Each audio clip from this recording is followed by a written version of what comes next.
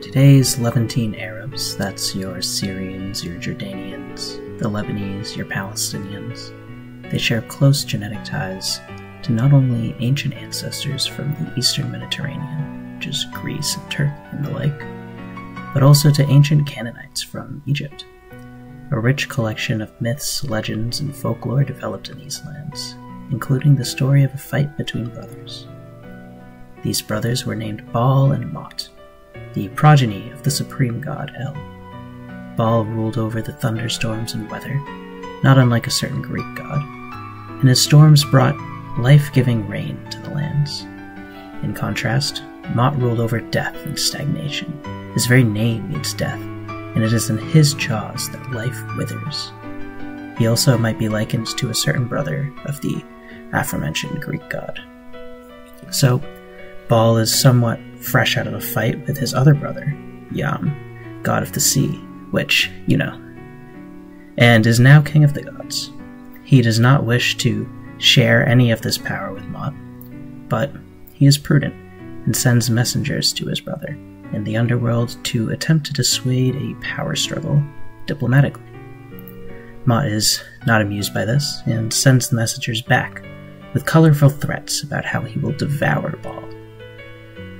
Baal is scared by this, and he initially surrenders without even a fight, but on the advice of Shamash, the sun goddess, Baal constructs a scheme to survive. He procreates with a heifer so that he essentially has a copy of himself, dresses the child in his robes, and leaves him to die in his stead. Meanwhile, Baal himself hides out in the underworld. He did not inform his loved ones of his plan, however, and El and Anat, his sister and the goddess of warfare, are heavily grieved by Baal's death. Anat, however, is not only grieved, but ticked off, and she attacks Mot brutally. The descriptions detail her hitting the death god with swords, burning him, and scattering his remains for the birds. This, though, does not actually kill Mot. He is the god of death, after all, and he is none too pleased when Baal returns. Mot challenges Baal, and they fight, equally matched.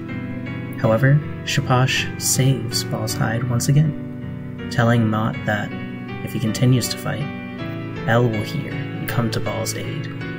This scares Mot, and the god of death actually retreats. Shamash proclaims that he is now not only the king of the gods, but of death itself. What a victory. This legend, the conclusion of the cycle of Baal, may depict the changing of the seasons, where the rains are replaced by death, only to later return as strong as ever. However, the tale may also be interpreted in countless other ways. Like all stories, that responsibility now rests in the hands of the reader. This tale, and many others with the same characters, now belong to the descendants of the Canaanites, the peoples and the states of Syria, Jordan, Lebanon, and Palestine. And it is my hope that there will be many new legends to come.